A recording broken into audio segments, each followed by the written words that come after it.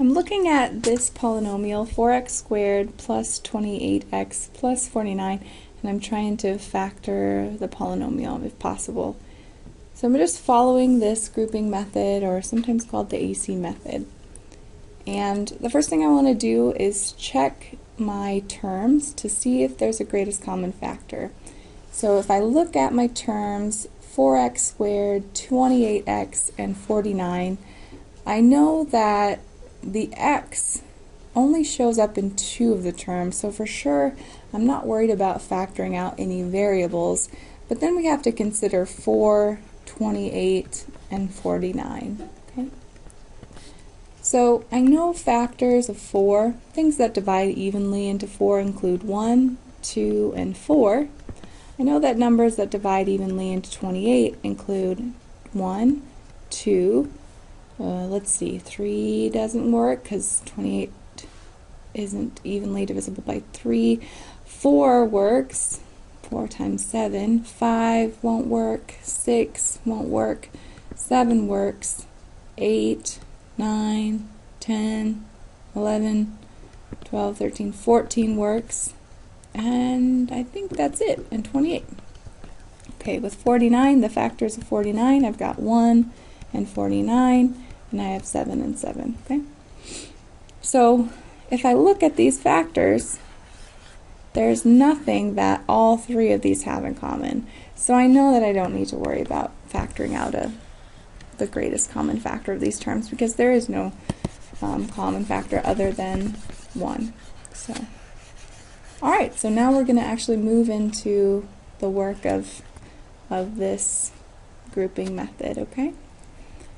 What we're going to do first, we're going to multiply the leading coefficient and the constant c. So we've got to be careful. We've got to make sure that our degrees are in descending order before we get started. So, and we have the second degree term first. So I'm going to multiply a times c. So I'm doing part 2 here.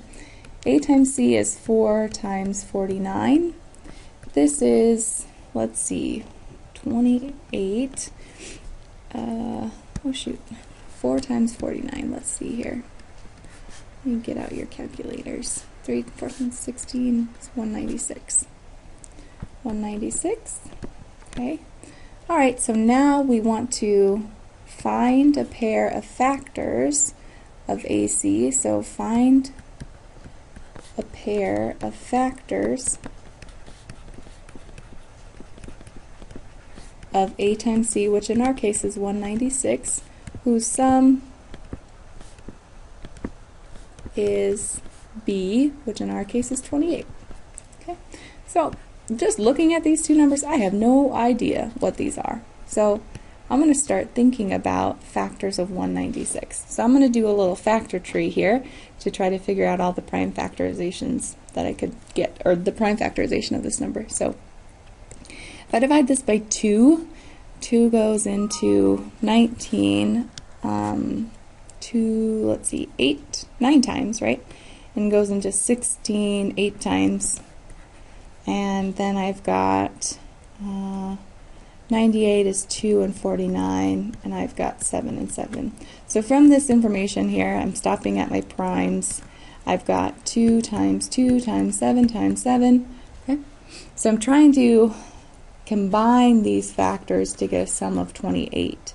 So let's see, I could do 4 and 49. Let's see, so I'm just going to check factors.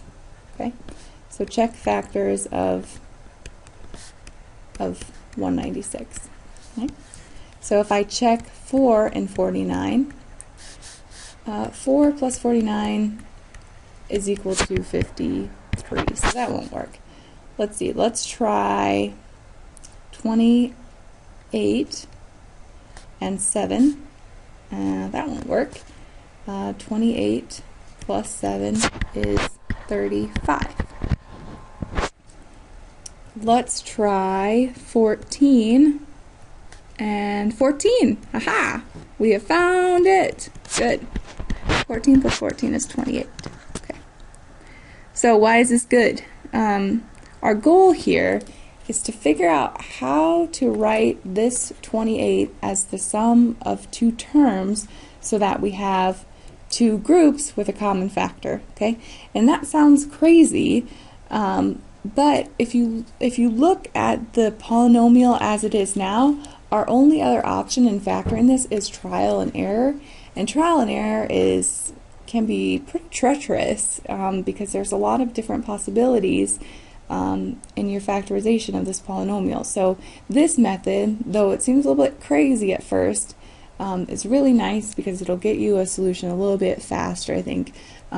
So it takes some time to get used to and wrap your head around, but just be patient and keep practicing. So, alright, so I was saying I was excited that I found these numbers 14 and 14, and so let's go ahead and use them. So we did step 3, let's do step 4. So we're rewriting the middle term bx using these two factors.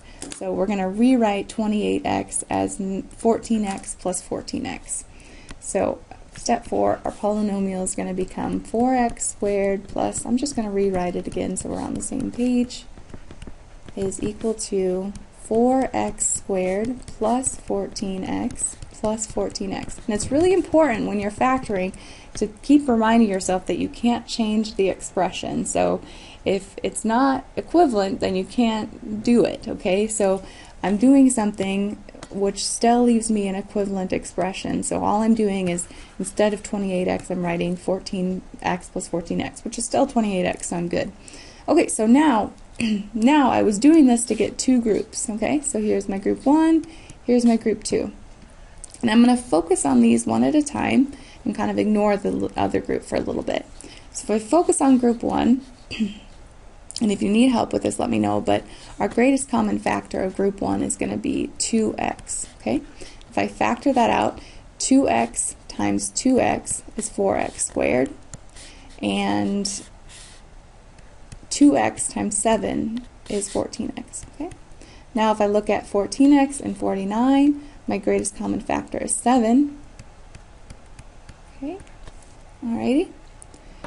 Okay, now sometimes this jump is a little bit tricky, but let me try to write out the next step in a different way, okay? So I'm just going to write a little side example here, okay? If I had 2x times, let's say, some variable m, plus 7 times m, can you see that my greatest common factor here is m? So I'd factor out an m, okay? Now actually, this is the same story, okay? This is the same story. My greatest common factor here is actually 2x plus 7. So when I factor out that term, I've got a 2x left and plus 7. Okay? Now you can check it, right? Check your solution and multiply it out. Okay?